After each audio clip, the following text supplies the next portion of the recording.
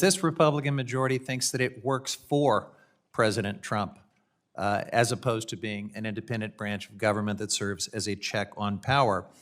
And so we see endless attempts to curry favor, to kiss up. And of course, the quintessence of that is the bill before us today. The Gulf of America Act would rename the body of water formerly known as the Gulf of Mexico to the Gulf of America. The Secretary of Interior, acting through the chairman of the U.S. Board of Geographic Names, would oversee the implementation of the renaming.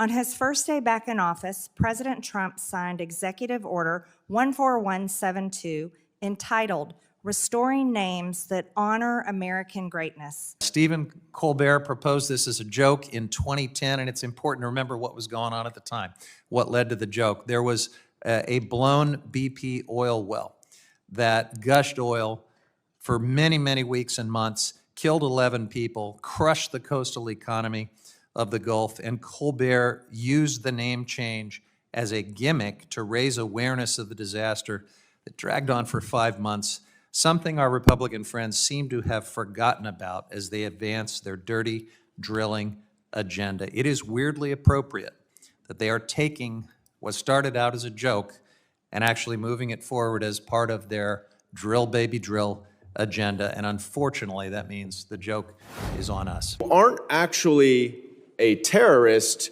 just because a member of Congress from Georgia says you are. There actually has to be evidence provided to support that. That's how our country works. That's how due process works. That's how the rule of law works. Is the president doesn't get to determine that someone is or is not a terrorist. Members of Congress don't get to determine whether someone is or is not a terrorist. But that does not seem to be something that some of my colleagues understand. The Gulf's natural resources and wildlife are an essential part of America's economy. It is one of the largest oil and gas regions in the world, providing about 14% of our nation's crude oil production and an abundance of natural gas. The resources found in the Gulf have driven innovative technologies that have allowed our nation to reach some of the deepest and richest oil reserves in the world. The Gulf is also home to many fisheries teeming with snapper, shrimp, grouper, stone crab, and other species. And it is recognized as one of the most productive fisheries in the world, with the second largest volume of commercial fishing landings by region in the nation, contributing millions of dollars to local American economies.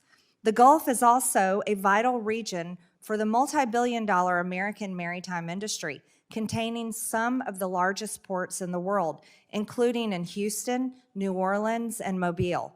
Millions of Americans visit the Gulf each year with their families and take part in all the recreation it has to offer. Given all these contributions from the Gulf to our nation and from our nation to the Gulf, it is clear that the states which border the Gulf, Texas, Louisiana, Mississippi, Alabama, and Florida, are not the only ones that benefit from it. Therefore, it is fitting that the Gulf be named in honor of America, as it will continue to be a crucial part of our nation for generations to come. The Gulf of America Act has 15 co-sponsors. We encourage more members to sponsor this bill, and I thank the subcommittee for hearing me out today. And Madam Chairwoman, I yield back the remainder of my time. Listening to my colleagues, the Democrats on the other side of the aisle, complain and whine and defend illegal aliens that break the law the minute they cross our border is pathetic. The American people are so sick and tired of it. They cannot believe what our country has gone through. And it is enough. It is absolutely enough. But they will go on and on to defend anyone that is not American because of their America Last policies. You talk about tax dollars used. Our tax dollars should be used defending Americans. And you want to talk about spending a lot of money? Spending a lot of money should happen for American causes, American purposes, and American security. Laken Riley is a young woman who should be living her American dream, and she had the right to do it. But people that come across our border illegally are not Americans, and they do not have rights here. And that is exactly why anytime they break a law, anytime they cross into our country, they should be rounded up and shipped out as fast as possible. And if we need to build more prisons, then we'll do it. It is so shameful that the first bill of the new Congress will put a target on the back of millions of our neighbors that work so hard, that build up our communities. It is also going to increase militarization of our neighborhoods. As somebody that grew up in Southwest Detroit, where you'll find 20 different ethnicities, people from all over the world came together, and you should see how beautifully diverse it is, but how they built up communities and neighborhoods. They're an integral part of our neighborhood. And one of the things that I have been seeing over and over again on social media already, Mr. Chair, is literally militarization of Border Patrol, officials everywhere, just people scared and petrified because that's what's exactly happening, because this promotes racial profiling. The bill blatantly violates due process. I mean, these are literally being allegations and charges, not actual convictions. Y'all act like if somebody's undocumented, they can't be deported. They can. As a former immigration attorney, I know that for a fact. You're making this up so you can literally allow people to be profiled and discriminated against. Blame them for the cost of eggs? Is that what we're doing here? We're blaming them because you guys can't get corporate greed on a side that is a disease that is killing our economy? People can't afford housing? You think it's because of our immigrant neighbors? No. If you cared truly about fixing our immigration system, you'd go fix it so that U.S. citizens married to undocumented spouses can actually adjust their status, where we have mixed statuses because for 30 years we've ignored and vilified immigrants. Enough is enough. It will separate families. It would lead again to continued discrimination. It's shameful that my colleagues are giving into racist fear-mongering at the first opportunity to pass legislation to scapegoat our immigrant neighbors and fuel hate in our communities. I know what's going to happen. It won't just be undocumented. It'll be people like my mother who will get stopped and profiled. She have to carry her U.S. passport around? Are we asking people now to have documentation? That's what you want to turn our neighborhoods into, is militarization? I yield the gentlelady an additional 30 seconds. The gentlelady is recognized. I just ask all of you to truly understand what this will do to our communities. I urge our colleagues to please vote no on this divisive bill. And it's so important to understand what you're going to turn our communities and our neighborhoods into. We can't allow that to continue to happen. With that, I yield. Thank you. Ladies recognized. Thank you. I think my colleague across the aisle is very confused and maybe uneducated and uninformed of what a special interest alien is.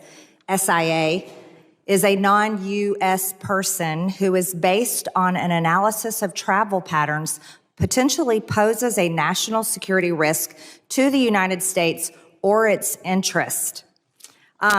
Special interest aliens are people from countries identified by the United States government as having conditions that promote or protect terrorism or potentially pose some sort of national security threat to the United States. It's hard for me to fathom that anyone on this committee would be opposed to simply reporting the number of special interest aliens that Homeland, that our great men and women that served as Border Patrol agents, that any of our police, any of our ICE agents happen to detain, and it's just the number. We're just telling the American people how many. That's it. Would the gentlelady yield for a question? No, I will not yield. The Department of Homeland Security officials have publicly posted information about special interest aliens in the past, including the current Border Patrol chief and his predecessor. Custom and Border Protection already published similar numbers on its public site. For example, the terrorist screening data set. And just to go further, and this is always an interesting dynamic to me. On our side of the aisle, we trust the American people, and we believe they deserve transparency. They deserved the truth from the federal government, because it is, after all, that we swore an oath to serve the American people. And the American people are the taxpayers that pay all of our paychecks. They pay for this building. They fund this government, even though the government has plunged them into $36 trillion in debt and opened up the borders for the past 4 years and allowed it to be flooded with illegal aliens. And then the Biden administration gave them Social Security numbers. You see, this that we are trying to pass today, and we would love to have your participation. We would enjoy and really would thank you for caring about transparency and providing information to the American people that so deserve it, instead of arguing back and forth and watching you all defend special interest aliens, defend terrorists who have come in our country, and defend dangerous, violent cartels who have been deported out of our country. I know too many people that have been murdered by cartels. I know too many people, and I know their families, and have watched them mourn because they have a family member that was killed by illegal alien crimes or murdered by an illegal alien or a cartel member. This should be a simple conversation. We are all Americans, and we serve this country, not foreign countries. And that should be a simple fact that we can all recognize, not have political disagreements about. Congress, by the way, has previously released information as it relates to special interest aliens through hearings and committee reports, including the October 3rd, 2024 report from the House Judiciary Committee titled The Biden-Harris Border Crisis, at least 1.7 million potential national security threats. DHS has an obligation to the American people to be as transparent as possible. We owe it to the American people to be as transparent as possible. This is not targeting some innocent migrant or someone that is seeking to be a citizen of the United States. We're talking about special interest aliens, potentially terrorists, people who are linked to terrorist organizations, people who share their travel patterns, people that all of us should not want in the United States, and the American people don't want them here either. This isn't giving their name. This isn't telling what country they're from. This isn't giving their address. This isn't saying where they work. This isn't saying anything. It's not showing their picture. It's simply saying how many came across the border each month. It's very simple, Mr. Chairman. I yield back the remainder of my time. Gentlelady yields. All right. So let me just say this. I want us to all debate this, but let's debate the bill as much as we can. I get it that we want to make comments about what's going on, but let's debate the bill, please. I appreciate the lesson that Ms. Greene was trying to pass on to me, but as somebody who prosecuted organized criminal enterprises for 10 years, I can tell you that this kind of information only helps the enemy. It does not stop them. And it's bad enough that you're misrepresenting what your bill says, but it's even worse than the fact that the information that's being provided will help the enemy and will do nothing to help keep our homeland secure. So I wish that, A, we had an accurate representation from the sponsor of this bill as to what it is, and B, that if it were actually that, we'd be having a very different discussion. And I yield back.